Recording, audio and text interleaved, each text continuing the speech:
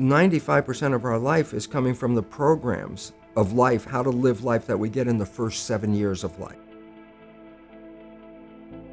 And that's why poor people stay poor and rich people stay rich, because the programming.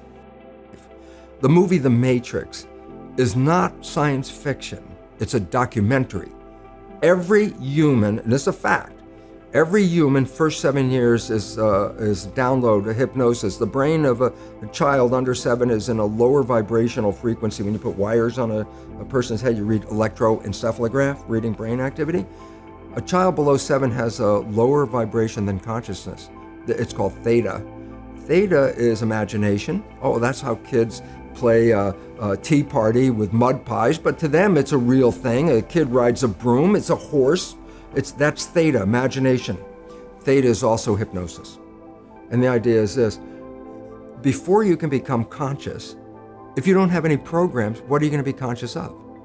Nature makes the first 7 years. What kind of programs are required to live on this planet? I say, how do you get them? Theta is hypnosis.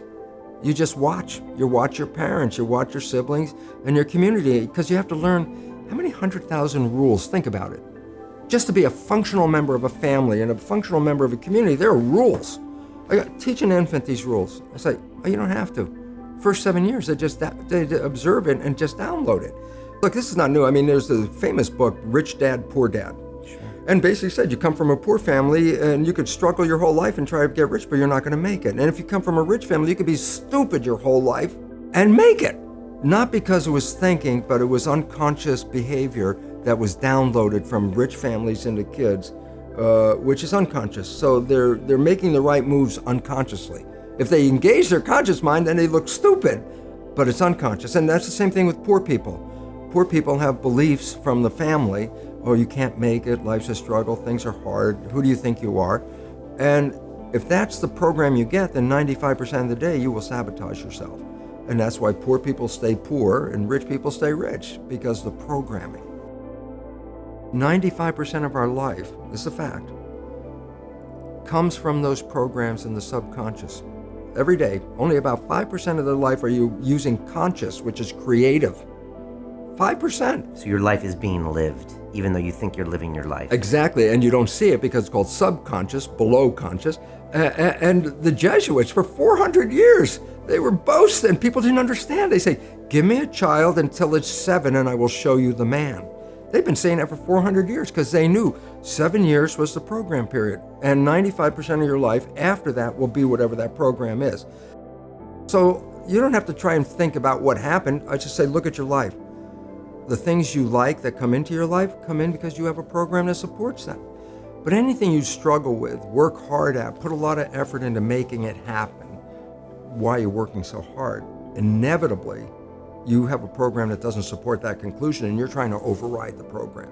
So you don't need to do a lot of shrink and psychology stuff. You just look at your life and say, where am I struggling?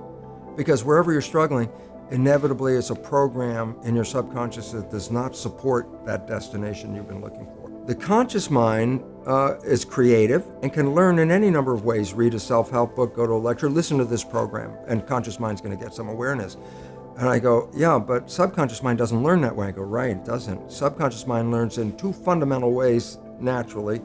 Hypnosis, which is the first 7 years. And after age 7, how do you put new programs in? Repetition. Practice. You want to drive a car, you didn't learn how by just getting in the seat and put the key in. You had to practice driving the car. You want to learn the alphabet. How many times did you go from A to Z? Try to go to A to Z before you can complete it. And once you completed it, you didn't have to go back and do it again. So 2 phases. You want to train the subconscious mind.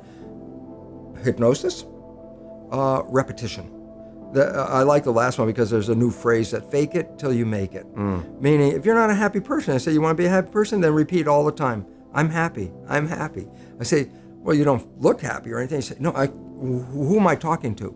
By repetition, I'm talking to subconscious. Okay. If subconscious gets, I am happy, and 95% of your life comes from that subconscious, there will be a point once the subconscious got, I am happy, you don't have to say it again. Okay. It'll be automatic. And that's why we see people do affirmations and gratitude journals and stuff, because if you do that daily, It's repetitive. That's the secret part. Look, putting a sticky note on the refrigerator is more like a suggestion, but it's not a repetition. So it doesn't work very well.